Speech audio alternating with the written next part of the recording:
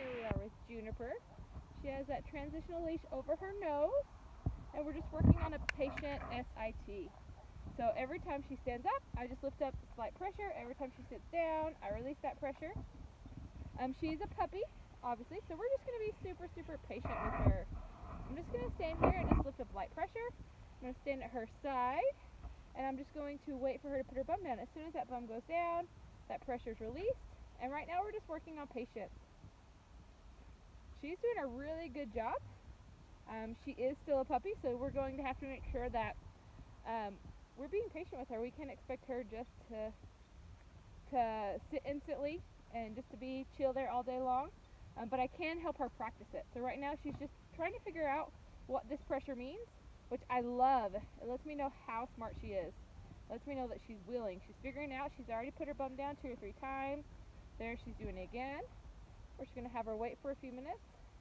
Oh, just missed it. Look how nice that was. Oh, that was much nicer. Good, and now we can walk on. So we want Juniper to understand how to go into a calm state. Sorry, I dropped something right here. How to go into a calm state. In order to go into that calm state, we're going to use contact pressure and distance pressure. So what we were just using was contact pressure. Contact pressure through the leash. So while we're going on our walk, we're going to practice that patient SIT. I'm going to stop, lift up the weight of an apple, wait for her to put her bum down. This step is so extremely important because it teaches the dog how to be calm, cool, and collected, right? If I don't practice how to be calm when all the time, how will she be able to do it, right? So I need to practice when, like right now, we have little to no distractions. This is the perfect time to practice because how's she going to do it when there's lots of big distractions? Learning to sit here for a minute, 2 minutes, 30 seconds, just getting her used to just chilling is important. As she gets a little older, I'm going to expect her to sit there for 10 minutes, 5 minutes, 3 minutes, 12 minutes. We're just going to keep practicing. You can't eat it. Keep practicing so that she gets better and better with her patience. We need to build that patience so that she can be calm, cool, and collected. So again, we're just working on that patient SIT. I'm not saying anything. If you notice, I didn't say the word SIT. I just lifted up the weight of an apple or slight pressure on that leash so that she could understand how to regulate herself. I'm just giving that pressure to help her, but I'm not telling her what to do. I'm not expecting her to be obedient. I'm helping her learn how to deal with her emotions and figure herself out on her own so she can be well behaved and I don't need to nag her. So right now we're going for a walk. We're doing a little patient sit. Just lifting up the weight of an apple, and you notice I keep coming to her side right now. She's young and little, but I want her to get used to this nice heel. So every time we sit, I come to her side. Oh, she jumped up too quickly. Lift up the weight of an apple, keep coming to her side. Every time she stands up, I lift that pressure back up. Every time she sits, the pressure goes away. Again, she's just feeling good.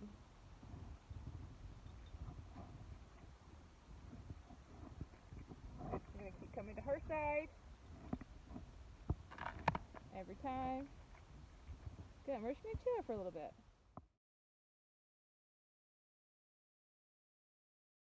So everything we do is about impulse control, teaching Juniper to regulate her emotions so that she can make good decisions on her own. So we're going to do that through contact pressure of the leash and distance pressure when off the leash. So right now we're doing contact pressure, right? You just saw how we were doing the patient SIT, how important that is. Now we're doing the walk, and I need her to learn to walk at a loose leash right beside me. This is important because someday she might want to be off leash, or when she is off leash, even just in the backyard, we need her to learn how to chill, right? So I have 5 tools I can use to help teach her to be calm, cool, and collected and to walk on that loose leash. The first one is one you've been seeing me do a lot. It's just a little flick here. So my goal, the important thing to remember, is your leash placement. I want her to be able to walk right beside me on a loose leash. When she gets behind, there should be pressure. When she gets ahead, there should be pressure. But I want it to be nice and loose when she's right here beside me. So my hand is slightly behind me a little bit, off to the side, just so that I'm not having to worry about where she is. I'm worried about how the leash feels in my hand. If I can feel pressure, something needs to change. If she can feel pressure, something needs to change. She's not learning any good habits if there is pressure on the leash. So I need to make sure there's no pressure on the leash. So I have these flicks where I'm flicking my wrist. so that there's a little pop every time she's creating pressure on the leash. My second tool is zigzags, just where I walk back and forth all over the place, where she has to learn to pay attention to me and not just walk whatever direction she wants to go. So I'm just zigzagging back and forth across the road. My next tool would be a direction change. So let's say I'm walking forward and she creates pressure forward. Perfect on cue. Good job, Juniper. I'm going to turn around and walk the other direction until she's calm. When she's calm this way, then I can go back and go towards whatever was exciting. And there's a dog ahead of us, so that's what's exciting ahead of us. So I just keep turning around back and forth, changing my direction and going the opposite direction. And when she's calm, cool, and collected, this is perfect. She's figuring out what we want her to do and figuring out how to wear that transitional leash over her nose and get used to it. And she is doing a phenomenal job. My next tool would be a rollback. So that's just where I walk forward. She's actually doing great, not creating any pressure, so I need to wait for a second for her to create some pressure to show you. There's pressure, just where I walk backwards a couple steps, and then I walk forward a couple steps. And that's just a rollback. It's just getting her to work her body. Oh, there's pressure. I'm going to go backwards, and now I'm going to go forward. It's just making it more work for her, so she's like, oh, that's not my best idea that I'm having. That's actually making me work harder than just getting to enjoy my walk with my friend here. And then the other one is that patient sit. So if she continues to take pressure, we're going to do a reset. Look how beautiful those are getting. And we're just going to do a reset.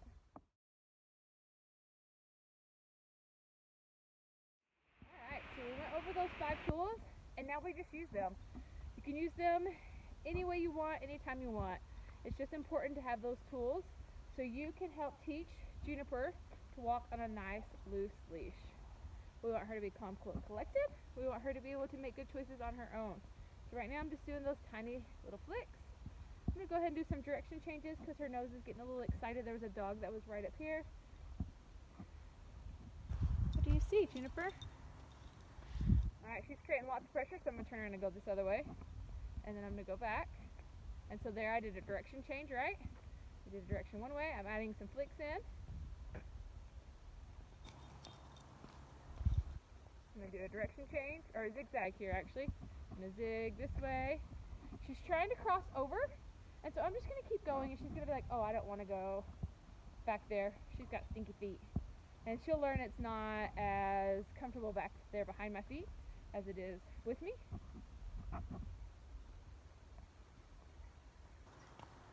We're just going to keep doing some zigzags here and some direction changes until she's thinking. Actually, let's go and do a reset.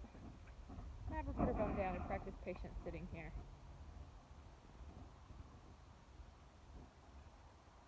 We don't see any dogs right now, but there were dogs just right here. So I'm not sure if she smells something that makes her nervous or why she's acting a little silly in this area. But I just wanted her to sit and digest it for a minute.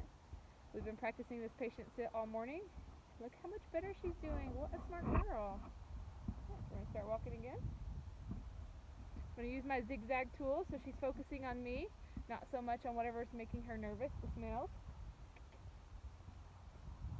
Using my flicks with my zigzags. There. Oh, sorry. Nice loose leash. There's another flick. I'm still doing my zigzags combined with the flicks. I might do another direction change here in a second. She continues to pull. The goal is for us just to show her, there, right there, how good it feels just to walk with us and be our buddy. There's no need to pull, to zigzag, to trip us under our feet. There, good girl. That's a good, that was a good girl. Very good. So we're going to zigzag, we're going to do flicks, we're going to do the resets, we're going to do the rollbacks, and we're going to do the direction changes. Again, those are our tools anytime there's pressure on this leash. Notice my hand is still by my back pocket, still working with her, still keeping that leash at that where it's loose beside me. This is the most important part. Loose beside me, but there's tension whenever she's in front or behind me, so that she's figuring out how to heel.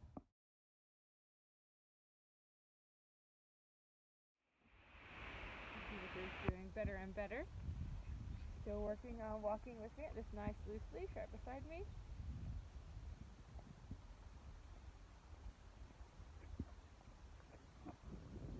She is starting to rock it. There, I'm flicking. Look how good. Direction change. She created pressure right there. Did you see that?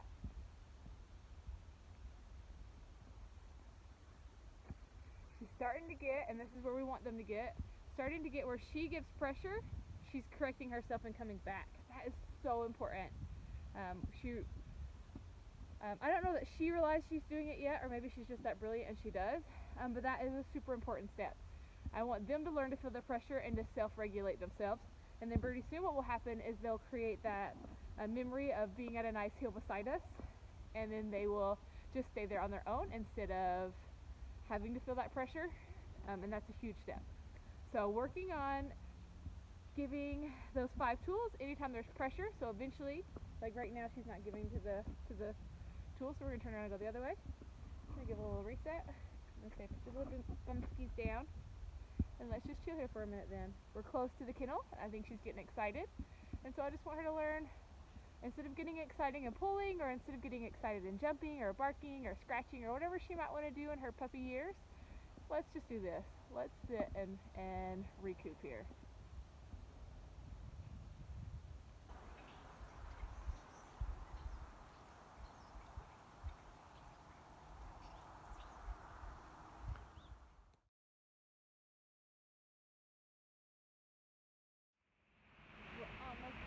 Kennel, and she's doing phenomenal.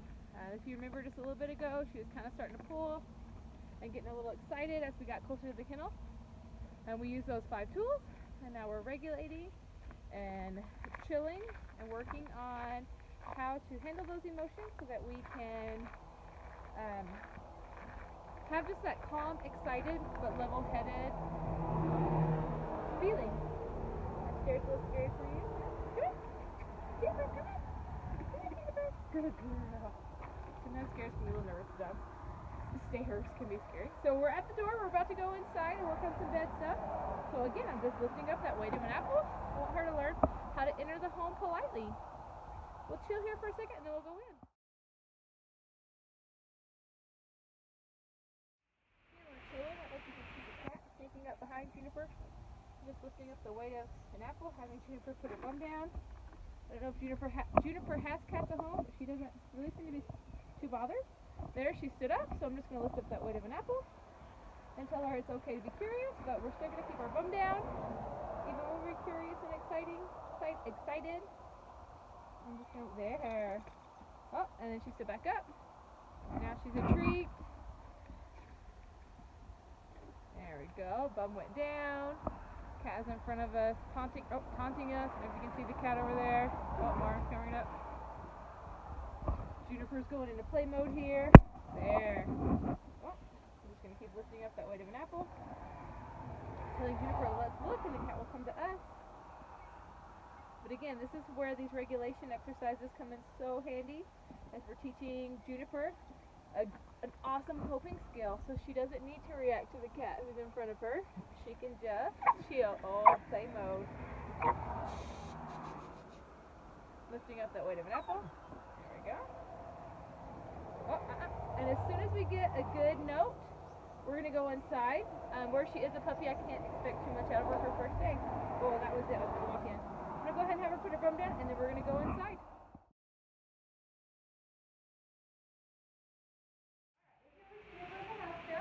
I'm going to ask her to go in the bed. Juniper, on the bed. Good girl.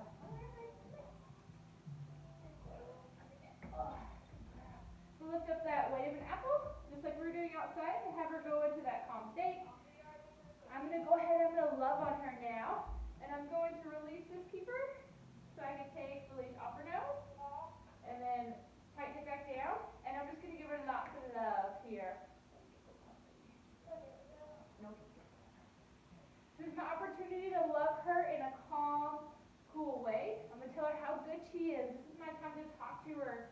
You can love on her for however long you want. I like to rub their noses, because kind of when you take your watch off, there can be like that line from where you're watching. The same thing will happen with the leash. When she gets off the bed, I'm going to place her back on. I'm going to stop loving on her, and I'm going to lift up that weight of an apple, just like we did outside. so that she can put her bum down. When she is in the house and practicing her bed, it is in a calm, cool, collected state. So as long as her bum is down, either in a sit or a down, though I'm not telling her those words, she can be loved on. As soon as her bum leaves the bed or her paws get off the bed, we're going to correct. Right now, I'm using contact pressure with the leash. Eventually, we'll work up to using distance pressure with our body, and I'll show you how you do that. So she has a leash on her. I keep the leash on them because dogs are really fast. I can catch a leash, but I can't catch a dog. So while we're in the home, I want her to practice being on her bed. I need her to practice being calm, cool, and collected while in the home and off the leash. Technically, she's on the leash, but eventually we're going to be taking this leash away and helping her learn how to make good decisions in the house. So right now, I'm going to drop the leash. I'm just going to walk C-shapes around her bed.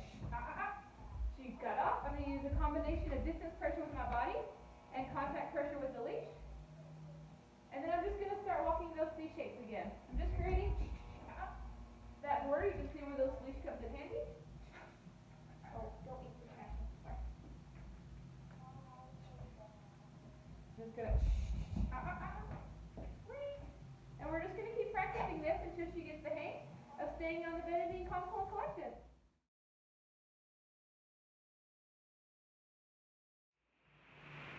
So here we'll start working on being calm, cool, and collected on the bed. I'm just walking little C-shapes around her while she's on the bed. She still has that leash around her neck because she does jump up and run. Here I'm going to use some distance pressure. Up, step on the leash, place her back on the bed. Use distance pressure to have her put her bum down. As soon as her bum goes down, I release that distance pressure and I just start walking again. So our goal is to eventually not have a leash on her.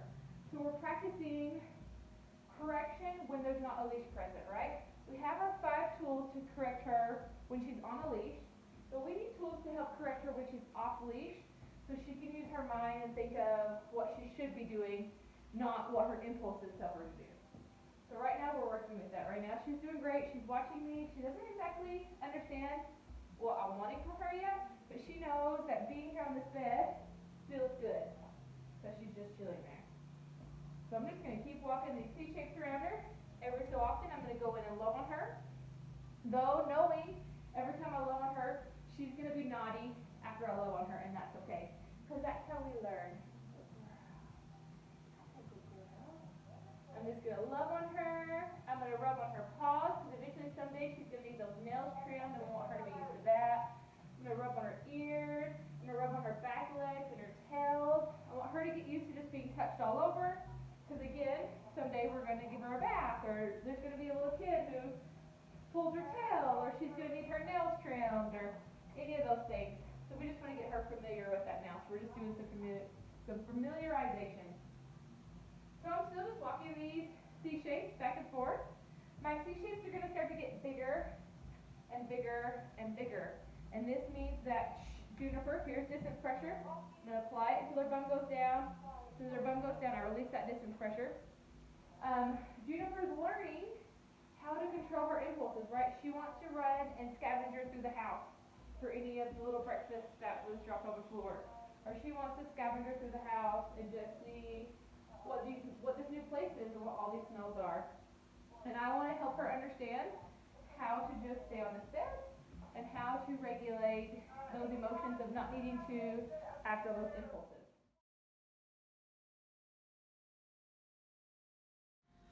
Alright, so here we are still with Juniper. She's still practicing her bed. She's figuring out that I want her to stay on her bed, but she's figuring out it feels good, but she hasn't figured out that she likes it yet. So she's trying different things. She's trying to run off the bed. She's trying to bark. She's trying to fidget. What I'm waiting for is for her just to settle over there. So you can notice I'm still kind of moving around the room. I'm still moving. I don't want to hover over her. No one likes to be hovered over, right? But what I am doing is I'm helping her understand how comfortable it is being on the bed, how good it feels to control these impulses. Right now, there are little to no distractions. There's not much happening. But in a couple days, what we're going to start doing is I'm going to start start knocking on the door. I'm going to have people in the home. I'm going to have them ring the doorbell. I might even set the cat free if I can catch the cat and have the cat come into the house. Here I'm using distance pressure with my body till her bum goes down, remove the distance pressure. That was much better. That time I didn't have to grab the leash and help escort her over there. She understood I wanted her to go back to that bed. So all this is really important because I need her to learn how to control her impulses in the home. A lot of times we get these super, super adorable puppies and we give them 4,500 square foot to run and do whatever they want, right? We would never do that with a toddler because it's overwhelming and the toddler will make bad choices. The same thing happens with our cute, adorable puppies. Here I'm applying distance pressure again. Bum went down, pressure is removed. We want to set them up for success, not set them up for failure. So teaching them to control themselves in a small space is important because we want them to eventually be able to control themselves in a large space, right? So this is just training. I have my free play, my training walk, my bed, my reflect. During free play, maybe you have an indoor playpen where the dog plays and runs around and goofs off and chews on toys. Awesome. Maybe they play outside in the backyard. Maybe they're on a zip line in the backyard where they can run back and forth. Whatever that free play is, that playtime, that's awesome. But this bedtime is part of the training time. This is where she learns how to control herself, how to handle a situation when she doesn't know what to do. So right now, I'm still applying that distance pressure, right? I haven't actually touched the leash. Right now, she's trying a different mode of rebellion. She's standing up and like, I'm not going to sit down then. And what I'm saying is, that's fine, I'll stay here for you. I'm going to help you figure out what's going to get you that relief and what you really like. And I'm going to stand in front of her for a little while before I actually use the leash and use that contact pressure. Because we spent outside learning what contact pressure meant, right? So now it's time for us to learn what distance pressure means. And again, if I can't teach her what it means on this little 3x2 square on a raised cot, which is super important, she's not going to be able to learn how to do it very easily being loose in a giant home.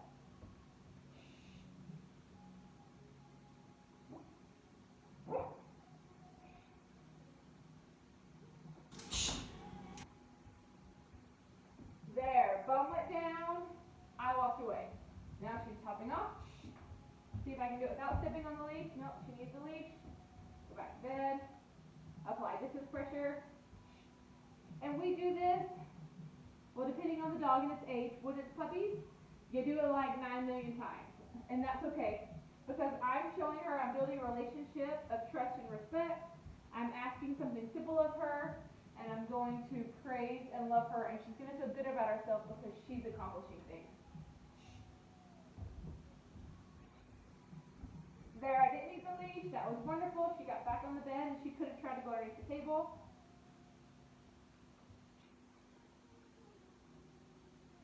Just stay with her face. If you notice, I'm moving my body around because she's moving her head around and I want to stay with her face.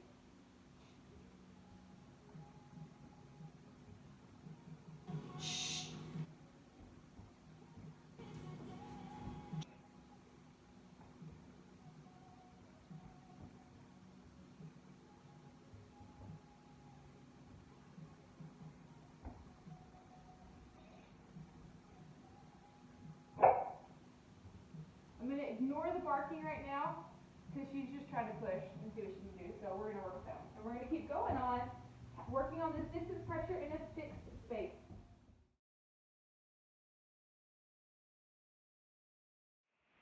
One question I get asked a lot about the bed is, can they have toys on the bed? And to that, the answer is no. Not during training. When they're out of training and they're just chilling on their bed, yeah, they can have toys. But we want her to learn that she doesn't have to have something to chew on all the time or something to play with all the time. It is okay to just sit and chill. We make anxious dogs out of love. We're not doing it on purpose, but we're always spending 24/7 with them, or we're always making sure they have 9 million things to play with, and that there's always something going on.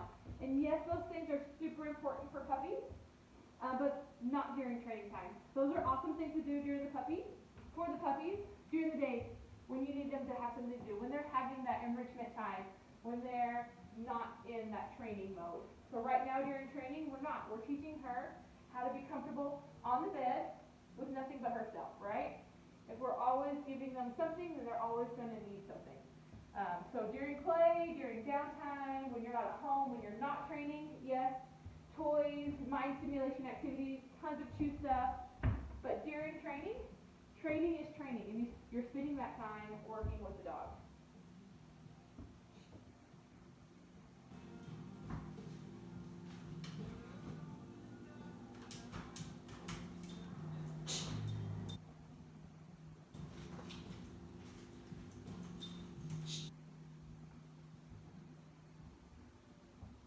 So right now, as you can see, she's actually chewing on the leash. So I'm just going to take the leash out of her mouth, and I'm going to put it behind her where she can't reach it.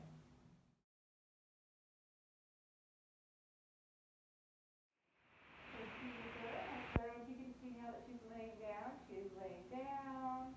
She's getting some belly rubs. Okay, I ruined it. She was laying down. Honey, you were laying down. And I'm just sitting here loving on her now. She's doing so good. She's trying so hard. I can see she's getting always on the spot. Oh yeah. That's an itchy spot, huh? And so I'm just taking this time to love on her. Her bed is her happy space. I want to feed her on her bed. I want to scratch the spot that makes her kick that back leg on her bed. I want to love on her in her bed. I want this bed to be her safe space. So as she gets a little older and she starts getting more nervous about things and sowing her wild roots, she has a spot. So right there I stopped petting her until she sat down. Then she sat down and I'll start petting her again. I don't want her to think she can get excited and jump all over me, and that's good. So she just stood up, scooted closer, and then sat down beside me. That's totally fine. I want her to know that this bed is her safe space. So eventually when she's not on her bed and she's running around the home, if we've done a good job making this a safe space, she will come here. Maybe someone scary comes to the door, and instead of barking or growling or jumping on them, she's going to go to her bed and sit there and be like, hey, I know I'm safe on my bed. I will let whoever this person is in the house, who my mom and dad won't come in here, even though I don't want them to come in, right? So by doing a lot of this behavior work now, we will cut off a lot of the bad behaviors that come as they get older. Training is kind of like a roller coaster though. She'll be doing great for a little while, and then she's going to be naughty, and you'll have to rein back in your training. You're going to have to do a little more training again and tighten in those boundaries and go back to the bed and go back to more leash work. Even though she's graduated past that, you're going to have to go back to that and help her re-remember and work on that behavioral training. Behavioral training is a lifetime. It's a lifestyle change for the dogs, helping them just be overall more balanced, more calm, cool, and collected, able to make those decisions.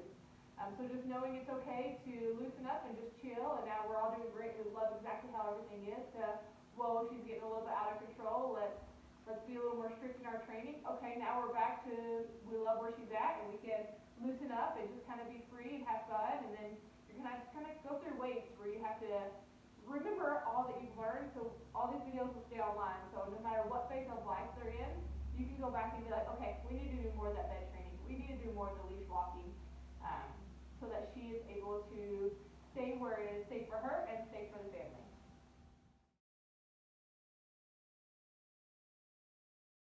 So today's lesson is how to put this leash off and on. So when you go home today, your homework will be working on the bed and just putting this leash off and on. So I'm going to show you how to put it on. It just takes practice. You'll get really fast at it when it takes practice. So you have this O-ring right here.